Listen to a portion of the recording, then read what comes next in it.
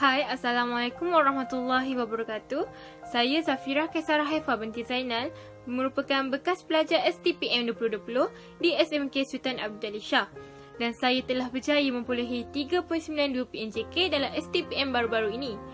Tujuan saya merakamkan video ini adalah sekadar perkongsian tentang cara saya belajar. Terlebih dahulu, di kesempatan ini saya ingin mengucapkan ribuan terima kasih kepada semua guru-guru, keluarga dan juga rakan yang banyak membantu saya. Tanpa melengahkan masa lagi, saya akan menceritakan tips atau cara saya belajar. Yang pertama adalah fokus dalam kelas. Fokus dalam kelas ni memang elemen yang paling penting lah, sebabnya apa yang cikgu terangkan dalam kelas tu, apa yang cikgu cakap, kita kena fokus betul-betul. Sebabnya semua yang cikgu cakap tu semuanya penting. Kalau kita terlepas sesuatu yang cikgu cakap tu, akan memberikan kesusahan untuk kita nak faham yang seterusnya. Jadi fokus dalam kelas ni memang sangat penting lah untuk membantu kita dapat memahami sesuatu subtopik tu dengan lebih jelas.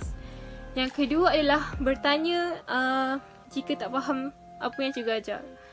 Maksudnya, kalau ada subtopik yang cikgu terangkan tu, kita kurang faham ke, kita confused ke, boleh cepat-cepat dengan cikgu. Sebabnya, bila macam basic kita tak faham, nanti yang seterusnya kita akan tak faham juga. Macam kurang faham lah, lagi kurang faham lah, sebab yang basic pun kita kurang faham kan. Jadi cepat-cepat tanya cikgu. Yang ketiga adalah belajar secara berkumpulan. Belajar secara kumpulan ni saya lebih suka sebabnya kita orang boleh bertukar pendapat. Lepas tu boleh boleh faham apa yang diorang faham, apa yang kita faham, macam tu lah. Lepas tu tapi tak semua subjek lah saya suka berkumpulan ni. Sebenarnya ikut subjek jugalah. Macam subjek perniagaan, saya lebih suka belajar sendirilah, sebabnya dia kan menghafal. Jadi menghafal ni memang perlukan kesepian untuk kita hafal. Jadi macam yang study group ni selalunya subjek pengajian am yang memerlukan ni lah skill-skill. Jadi bila kita buat study group pengajian am tu, kita dapat kita dapat kongsi pendapat, kita dapat tahu pendapat dia orang dan pendapat kita macam mana. Macam contoh untuk graf kan, pengajian am, kat situ kita orang boleh macam tanya apa keyword untuk graf ni, apa keyword untuk graf ni. Jadi kat situ kita boleh faham lah kat situ. Sebabnya kawan-kawan kita ni ada kelebihan masing-masing kan. Ada yang ni pakar dalam subjek pengajian am, yang ni bahasa Melayu, yang ni perniagaan. Jadi kat situ kita boleh tukar-tukar pendapat dengan diorang. Okey, yang seterusnya ialah siapkan homework. Homework ni memang kena siapkan. Apa yang cikgu bagi homework, kita kena siapkan. Sebabnya homework ni pun dikira kita study juga. Sebabnya apa yang kita belajar kat sekolah pagi hingga petang tu, bila kita buat homework tu, kita akan ingat apa yang kita belajar tu. Sebab time tu kan tengah fresh lagi kan apa yang kita belajar. Jadi bila kita buat tu, kita akan lagi ingat lah benda tu, lagi kuat nak ingat.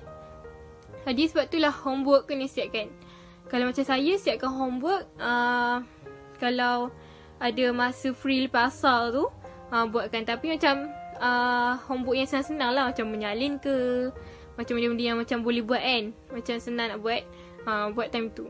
Kalau kata tak siap juga lepas asar tu, sambunglah malam. Jadi homework ni memang kena siapkan juga. Saya takkan study kalau homework tak siap. Jadi homework memang kena siap. Okay, yang berikutnya saya akan tidur awal. Saya akan tidur dalam pukul 10.30 malam atau pukul 11 malam. Macam tu saya memang tidur dah. Sebenarnya esok pagi tu kita pergi sekolah, kita tak penat, tak lesu. Lepas tu kita akan lebih semangat lah pergi sekolah, yang cergas lagi kan. Lepas tu saya akan tidur awal. Tapi kalau boleh, waktu yang sesuai untuk study 4 pagi hingga pukul 6 pagi tu, bangun-bangun, buat solat sunat semua, mengaji, lepas tu start study. Saya amalkan ni start lower stick tau. Start lower stick tu sampailah habis belajar hari tu, saya amalkan niat, pasang niat. Masa nak pergi sekolah tu, naik motor kan, pagi ni sampai sekolah, perjalanan nak pergi sekolah tu, bacalah ayat kursi, surah-surah pendek. Lepas tu niatkan, aku pergi sekolah ni kerana nak belajar kerana Allah. Macam tu. Saya makan start lower 6 sampai habis belajar tu. Mungkin sebabnya bila kita dah pasang niat macam tu, kita macam tahulah aku nak pergi sekolah ni sebab nak belajar, bukan nak buat benda lain ke apa ke kan. Saya memang amalkan start double seat tu saya amalkan. Jadi benda ni memang orang pandang macam ringan kan, sebabnya macam niat macam tu kan. Tapi sebenarnya betul, niat ni dia macam apa yang kita buat ni berpandu pada niat kita. Jadi kepada para pelajar yang bakal memiliki peperiksaan penting ataupun tak, SPM ke, STPM ke, korang jangan pernah putus asa. Gagal sekali tu tak bermakna gagal selama-lamanya. Tipulah kalau tak pernah gagal kan. Orang yang berjaya rasanya semua mengalami kegagalan. Sebabnya setiap kegagalan yang kita alami tu kita kena tebus balik. Kita kena tebus balik kesilapan yang kita pernah buat, yang kita pernah gagal tu kita kena tebus balik dengan kejayaan yang masa akan datang. Jadi jangan pernah putus asa. Teruskan berusaha. Tambah macam sekarang ni belajar online kan. Belajar online ni memang kena kuatkan mental, fizikal kena kuat . Jadi jangan pernah putus asa. Belajar, niat, ingat balik apa cita-cita kita, matlamat, banggakan kedua bapa, banggakan keluarga, nak apa impian kita. Jadi kita kena bila kita ingat tu kita akan semangat balik. Macam selain tu kita juga perlukan persekitaran yang positif, di mana orang sekeliling kita semuanya memberi sokongan, dorongan kepada kita kan.